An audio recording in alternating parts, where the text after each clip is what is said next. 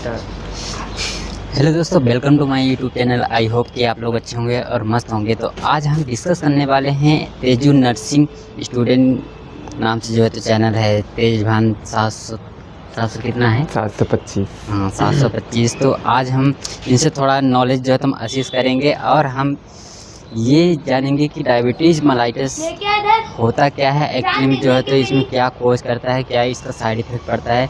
जो बहुत से लोग बोलते हैं कि जो हमारा जो आदमी होता है कि मीठा खाने से जो होता है बहुत ज़्यादा डिफ़िकल्टी होता है ये सब। उसके बारे में जो है तो हम पूछेंगे तेजभान नर्सिंग स्टूडेंट। बिल्कुल। जहाँ तो तक हमें पता है कि डायबिटीज़ मेलाइटिस क्या होती है, तो डायबिटीज़ मेलाइटिस में एक कंडीशन होती है कि जब ब्लड में ग्लूकोज का लेवल बढ़ जाता है, उस कंडीशन को हम लोग डायबिटीज़ मेलाइटिस बोलते हैं।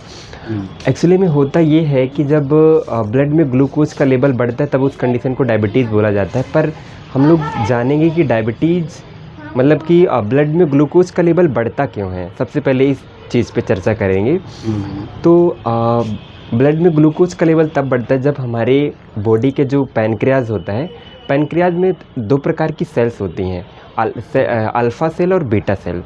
तो जो अल्फ़ा सेल होती हैं वो जब डैमेज हो जाती हैं तो प्रॉपर इंसुलिन नहीं बनता, और इंसुलिन का काम ये रहता है कि जो ब्लड से ग्लूकोज को सेल में डिपॉजिट करता है। जब यदि इंसुलिन का प्रोडक्शन नहीं होगा पैनक्रियाज से, तो जो ब्लड में जो ग्लूकोज है वो सेल में डिपॉजिट नहीं होगा। इसी कारण से प्रॉपर ग्लूकोज का यूज़ नहीं होता, इस वजह से जो है तो ब्लड में ग्लूकोज का लेवल बढ़ता है और डायबिटीज़ मेलाइटिस कॉज होती है। तो चलिए बहुत अच्छा। तो और हम इसके बारे में और एक और डिसीज़ है जो हम जानना चाहते हैं, बहुत से लोगों का डिमांड रहता है लोगों का। तो एक होता है, कहते हैं कि जैसे किसी कैंसर हो जाता है। कैंसर, बिल्कुल। हाँ, तो वो कैंसर क्या स्प्रेड भी होता है कि नहीं होता है, उसके बारे में थोड़ा हमें बता दीजिए। कैंसर देखिए दो प्रकार का होता है। कैंसर का मीन्स ये होता है कि जब हमारे बॉडी में सेल का एक्स्ट्रा ग्रोथ होने लगता है, जो सेल्स का अनकंट्रोलेबल ग्रोथ होने लगता है, उस कंडीशन को कैंसर बोला जाता है। मेनली ये दो प्रकार का होता है, एक बिनाइन और एक मैलिग्नेंट।